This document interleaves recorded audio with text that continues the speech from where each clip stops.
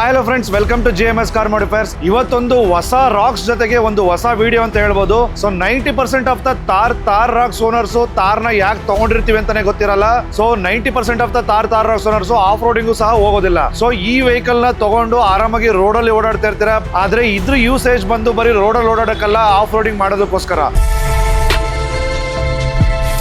So ಈ vehicle ನೀವು ಎಷ್ಟೋ ಜನ ಕಸ್ಟಮರ್ಸ್ ಬೇಸ್ ವೇರಿಯಂಟ್ ನ ಬುಕ್ ಮಾಡಿದ್ರೆ ಟಾಪ್ ಎಂಡ್ ನ ಬುಕ್ ಮಾಡಿರ್ತೀರಾ. ಟಾಪ್ ಎಂಡ್ ಅಲ್ಲಿ ನಿಮಗೆ 4x4 ನ ಕೊಟ್ಟಿರ್ತಾರೆ, ಬೇಸ್ ವೇರಿಯಂಟ್ ಅಲ್ಲಿ 4x4 ನ ಕೊಟ್ಟಿರಲ್ಲ, ರಿಯರ್ ವೀಲ್ ಡ್ರೈವ್ ನ ಕೊಟ್ಟಿರ್ತಾರೆ. ಸೊ ನೀವೇನಾದ್ರೂ ಆಫ್ ರೋಡಿಂಗ್ ಹೋಗಲ್ಲ ಅಂತಂದ್ರೆ ರಿಯರ್ ವೀಲ್ ಡ್ರೈವ್ ನ ಬುಕ್ ಮಾಡ್ಕೊಳ್ಳಿ, ಯಾಕಂದ್ರೆ ನಿಮ್ಮ ಹಣ ಸಹ ಸೇವ್ ಆಗುತ್ತೆ. ಸೊ ನೀವೇನಾದ್ರೂ ಆಫ್ ರೋಡಿಂಗ್ ಹೋಗ್ತೀರಾ ಅಂತಂದ್ರೆ 4x4 ನ ಯೂಸ್ ಮಾಡ್ತೀರಾ ಅಂದ್ರೆ ಟಾಪ್ ಎಂಡ್ ಹೋಗಿ. ಸೊ ಅವಾಗ ನಿಮ್ಮ ಹಣಕ್ಕೆ ವರ್ತ್ ಅಂತ ಹೇಳ್ಬೋದು, ಅಂಡ್ ಯೂಸ್ ಅಂತ ಹೇಳ್ಬೋದು. ಸೊ ಈ ಕಸ್ಟಮರ್ ಸಹ ಪ್ಯೂರ್ಲಿ ಒಂದು ಆಫ್ ರೋಡಿಂಗ್ ಗೋಸ್ಕರ ಈ ವೆಹಿಕಲ್ ನ ತಗೊಂಡಿರುವಂತದ್ದು. ಈ ಕಸ್ಟಮರ್ ರಿಯಲ್ ಆಫ್ ರೋಡರ್ ಅಂತ ಹೇಳ್ಬೋದು. ಯಾಕೆ ಅಂತಂದ್ರೆ ನೀವು ಸಹ ಅಥವಾ ತಾರ್ ರಾಕ್ಸ್ ನ ತಗೊಂಡಾಗ ಲೈಟ್ಸ್ ಹಾಕೊಳ್ಳೋಣ, ಮೇಲೆ ಡಿಫೆಂಡರ್ ಲೈಟ್ ಹಾಕೋಣ, ಗ್ರಿಲ್ ಹಾಕೋಣ, ಅದನ್ನ ಹಾಕೋಣ ಅಂತ ಮಾಡಿಫಿಕೇಶನ್ ಮಾಡೋಣ ಅನ್ನೋದ್ರ ಬಗ್ಗೆ ಯೋಚನೆ ಮಾಡ್ತಾ ಇರ್ತೀರ ಹೊರತು ಆಫ್ ರೋಡಿಂಗ್ ಗೆ ಏನ್ ಯೂಸ್ ಆಗುತ್ತೆ ಅನ್ನೋದೇ ನಿಮಗೆ ಗೊತ್ತಿರೋದಿಲ್ಲ. ಸೊ ಈ ಕಸ್ಟಮರ್ ತಮ್ಮ ವೆಹಿಕಲ್ ನ ಆಫ್ ರೋಡಿಂಗ್ ಗೆ ಯೂಸ್ ಮಾಡೋದಕ್ಕೋಸ್ಕರ ಇದರಲ್ಲಿ ಒಂದು ಆಫ್ ರೋಡಿಂಗ್ ಮಾಡಿಫಿಕೇಶನ್ಸ್ ನ ಮಾಡಿದೀವಿ. ಸೊ ಈ ವೆಹಿಕಲ್ ಅಲ್ಲಿ ನಾವು ಫ್ರಂಟ್ ಅಂತ ಬಂದ್ರೆ ಫಸ್ಟ್ ಇದರಲ್ಲಿ ಕಂಪನಿಯಿಂದ ಕೊಟ್ಟಿದಂತ ರೆಗ್ಯುಲರ್ ABS ಅಥವಾ ಪ್ಲಾಸ್ಟಿಕ್ ಬಂಪರ್ ಏನ್ ಕೊಟ್ಟಿರ್ತಾರೆ ಅದನ್ನ ನಾವು ಇದರಲ್ಲಿ ರಿಮೂವ್ ಮಾಡಿ ಇದರಲ್ಲಿ ನಾವು ಮಿಲಿಟರಿ ಟ್ಯಾಂಕರ್ ಅಷ್ಟೇ ಸ್ಟ್ರೆಂತ್ ಆಗಿರುವಂತ proud front metal raptor bumper upgradation ಮಾಡಿದೀವಿ.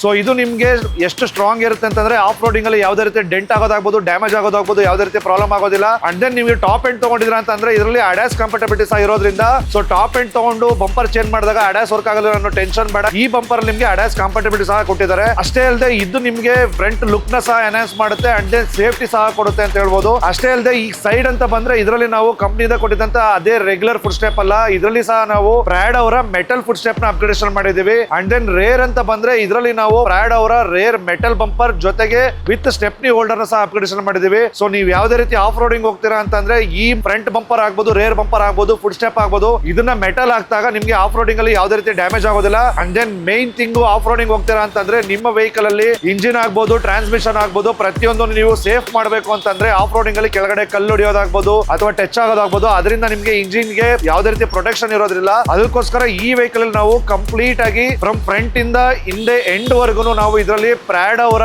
ಅಂಡರ್ ಬಾಡಿ ಪ್ರೊಟೆಕ್ಷನ್ ಅಪ್ಗ್ರೇಡೇಷನ್ ಮಾಡಿದೀವಿ. ಸೊ ಇದು ನಿಮ್ಗೆ ಫ್ರಂಟ್ ಅಲ್ಲಿ ರೇಡಿಯೇಟರ್ ನ ಕವರ್ ಮಾಡುತ್ತೆ. ಅಂಡ್ ದೆನ್ ಹಿಂದೆ ಅಂತ ಬಂದ್ರೆ ಇಂಜಿನ್ ಆಗ್ಬೋದು, ಟ್ರಾನ್ಸ್ಮಿಷನ್ ಆಗ್ಬೋದು, ಅಷ್ಟೇ ಅಲ್ಲದೆ ಫ್ಯೂಯಲ್ ಅಥವಾ ಡೆಫ್ನೆಸ್ ಇದು ಪ್ರೊಟೆಕ್ಟ್ ಮಾಡೋದ್ರಿಂದ ಕಂಪ್ಲೀಟ್ ಒಂದು ಫ್ರಮ್ ಫ್ರಂಟ್ ಇಂದ ಎಂಡ್ ವರೆಗೂ complete metal under body protector ನ ಹಾಕಿರೋದ್ರಿಂದ ಆಫ್ ರೋಡಿಂಗ್ ಅಲ್ಲಿ ನಿಮ್ಗೆ ಯಾವುದೇ ರೀತಿ ಇಂಜಿನ್ ಗೆ ಡ್ಯಾಮೇಜ್ ಆಯ್ತು ಅನ್ನೋ ಟೆನ್ಷನ್ ಬೇಡ. ಸೊ ಆರಾಮಾಗಿ ನೀವು ಆಫ್ ರೋಡಿಂಗ್ ನ ಮಾಡಬಹುದು, ಪ್ರತಿಯೊಂದು ಪ್ರೊಟೆಕ್ಟ್ ಆಗಿರುತ್ತೆ. ಅಷ್ಟೇ ಅಲ್ಲದೆ ಈ ವೆಹಿಕಲ್ ನಾವು ಲುಕ್ ನ ಎನ್ಹಾನ್ಸ್ ಮಾಡಬೇಕು ಅಂತ ಫ್ರಂಟ್ ಅಲ್ಲಿ ರೂಬಿಕಾನ್ ಗ್ರಿಲ್, ಅದಕ್ಕೆ ಒಂದು ಗ್ರಿಲ್ ಲೈಟ್ ನ ಸಹ ಹಾಕಿದೀವಿ. ಸೊ ಲುಕ್ ಎನ್ಹಾನ್ಸ್ ಯಾವ ರೀತಿ ಆಗಿದೆ ಅಂತ ನೋಡ್ತಾ ಇರಬಹುದು. ಸೊ ಅಷ್ಟೇ ಅಲ್ಲದೆ ಈ ವೆಹಿಕಲ್ ಅಲ್ಲಿ ಲುಕ್ ಎನ್ಹಾನ್ಸ್ ಮಾಡಬೇಕು ಅಂತ ಟಾಪ್ ಅಲ್ಲಿ ಡಿಫೆಂಡರ್ ಸ್ಟೈಲ್ ಲೈಟ್ ಸಹ ಅಪ್ಗ್ರೇಡೇಷನ್ ಮಾಡಿದೀವಿ. ಇದು ನಿಮ್ಗೆ 3 ವರ್ಕಿಂಗ್ ಮೋಡ್ ಬರುತ್ತೆ. ಒಂದು ಬಂದು ವೈಟ್ ಲೈಟ್ ಬರುತ್ತೆ, ಇನ್ನೊಂದು ಬಂದು ವೈಟ್ ಅಲ್ಲಿ ಫ್ಲಾಶರ್ ಬರುತ್ತೆ. ಅಂಡ್ ದೆನ್ ಅಷ್ಟೇ ಅಲ್ಲದೆ ಇದರಲ್ಲಿ ನಾವು ರೆಡ್ ಅಂಡ್ ಬ್ಲೂ ಫ್ಲಾಶರ್ ಬರೋದ್ರಿಂದ ವೆಹಿಕಲ್ ಲುಕ್ ಸಹ ಎನ್ಹಾನ್ಸ್ ಆಗುತ್ತೆ ಅಂತ ಹೇಳ್ಬೋದು. ಅಷ್ಟೇ ಅಲ್ಲದೆ ಲುಕ್ ಎನ್ಹಾನ್ಸ್ ಮಾಡೋದಕ್ಕೋಸ್ಕರ ಇದರಲ್ಲಿ ನಾವು ಮಿರರ್ ಅಲ್ಲಿ ರಾಕ್ಸ್ ಅನ್ನು ಬ್ಯಾಡ್ಜಿಂಗ್ ಸಹ ಅಪ್ಗ್ರೇಡೇಷನ್ ಮಾಡಿದ್ವಿ. ಇದು ನಿಮ್ಗೆ ನಾರ್ಮಲ್ ಆಗಿ ವೈಟ್ DRL ನ ಪ್ರೊಡ್ಯೂಸ್ ಮಾಡುತ್ತೆ, ಆದ್ರೆ ಇಂಡಿಕೇಟರ್ ಹಾಕಿದಾಗ ಇದು ಆರೆಂಜ್ ಆಗಿ ಸಹ ಟರ್ನ್ ಆಗುತ್ತೆ. ಸೊ ಇದರಿಂದ ನಿಮ್ಗೆ ಫ್ರಂಟ್ ಲುಕ್ ಒಂದು ಕಂಪ್ಲೀಟ್ ಅಂತ ಅನ್ಸಬಹುದು. ಅಂಡ್ ದೆನ್ ಫ್ರಂಟ್ ಲುಕ್ ನಿಮ್ಗೆ ಕಂಪ್ಲೀಟ್ ಆಗಿ ಕವರ್ ಆಗೋದ್ರಿಂದ and then front look enhance ಆಗೋದ್ರಿಂದ ವೆಹಿಕಲ್ ಲುಕ್ ಸಹ ಎನ್ಹಾನ್ಸ್ ಆಗುತ್ತೆ.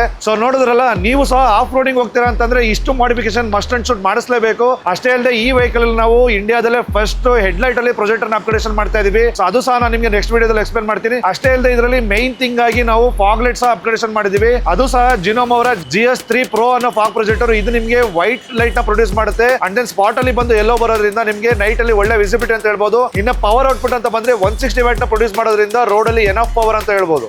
ಸೊ ನೋಡಿದ್ರಲ್ಲ, ಇದೇ ರೀತಿ ನಿಮ್ಮ ವೆಹಿಕಲ್ ಸಹ ಒಂದು ಆಫ್ ರೋಡ್ ಮಾಡಿಫಿಕೇಶನ್ ಮಾಡಬೇಕು ಅಂತಂದ್ರೆ GMS ಕಾರ್ ಮಾಡಿಫೈರ್ಸ್ ನ ವಿಸಿಟ್ ಮಾಡಿ ಅಂಡ್ ದೆನ್ ಬೆಸ್ಟ್ ಆಫರ್ಸ್ ನ ಪಡಿಸ್ಕೊಳ್ಳಿ. Chairs guys.